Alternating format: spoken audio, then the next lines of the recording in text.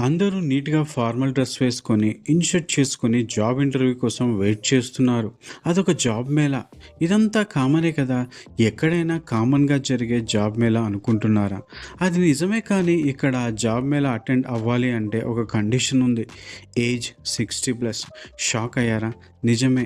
బెంగుళూరులో nightingale medical trust వాళ్ళు ఒక జాబ్ మేళా సీనియర్ సిటిజన్స్ కోసం కండక్ట్ చేశారు.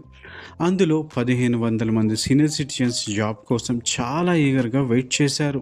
ఒకరు 30+ ఎక్స్‌పీరియన్స్‌తో ఫైనాన్షియల్ కండిషన్ ఇంప్రూవ్ చేసుకోవాలని, కొంతమందైతే మాకు పిల్లలు లేరు కాబట్టి మా కొద్దిపాటి సేవింగ్స్ అన్నీ అయిపోయాయి. ఇంకొందరు రిటైర్ అయ్యాక సేవింగ్స్‌తో రెంట్స్, ఇతర బిల్స్‌కే సరిపోవడం లేదు. అందుకే జాబ్ కోసమని ఈ జాబ్ మేళాకు వచ్చామని అన్నారు. మరికొందరైతే రిటైర్ అయ్యాక నేను ఏ కొడుకు మీదో, కూతురు మీదో ఆధారపడని లేదు.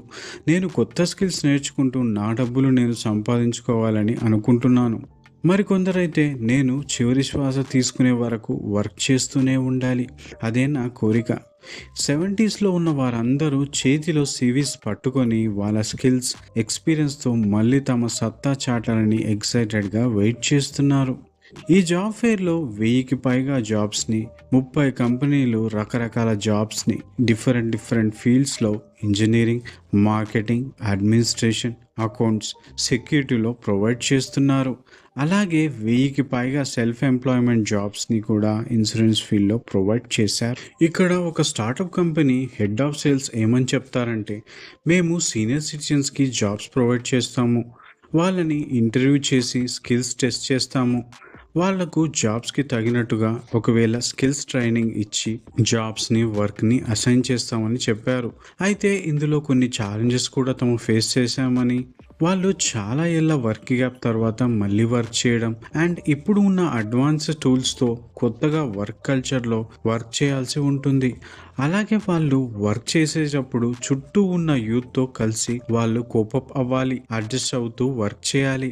అలాగే వర్క్ చేసే యూత్‌కి కూడా జనరేషన్ జీ వాళ్ళంతా కూడా చాలా ఫాస్ట్‌గా ఉంటారు.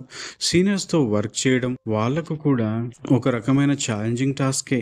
ఈ జాబ్ ఫెయిర్ కండక్ట్ చేసిన మెడికల్ ట్రస్ట్ వాళ్ళు ఏమంటారంటే, మేము చాలామంది సీనియర్ సిటిజన్స్‌ని చూస్తున్నాము. మన ఇండియాలో 140 మిలియన్ సీనియర్ సిటిజన్స్ ఉన్నారు.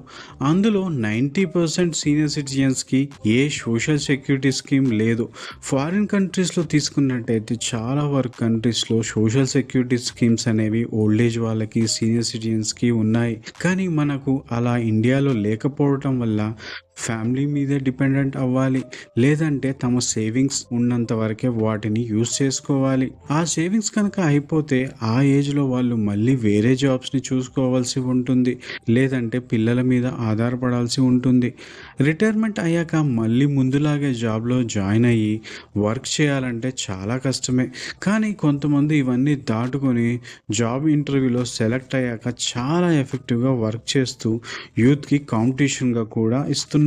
ఇలా సీనియర్ సిటిజన్స్‌ని చూడడం, ఎన్ని ప్రాబ్లమ్స్ ఉన్నా కూడా పట్టించుకోకుండా తమ పని తాము చేసుకుంటూ హ్యాపీగా దూసుకుపోవడం చాలా సంతోషాన్ని ఇస్తుందని, యూత్ కూడా దీనిని చూసుకొని తమని తాము కూడా ఎంతో నేర్చుకోవాలని, తమ పేరెంట్స్‌కి సపోర్ట్ చేయడంతో ఎంతో ఇంపార్టెంట్ అని జాబ్ మేళా ఆర్గనైజర్స్ అన్నారు. రిటైర్మెంట్ అనేది కేవలం ఎండ్ ఆఫ్ ది రోడ్ కాదు అని, జస్ట్ ప్రయాణంలో అదొక మలుపు మాత్రమే అని, వీళ్ళందరూ మనకు లైఫ్‌లో యాక్టివ్‌గా, ఫైనాన్షియల్‌గా ఇండిపెండెంట్‌గా ఉండటం అనేది డ్రీమ్ కాదు, అదొక రియాలిటీగా చూపించారు.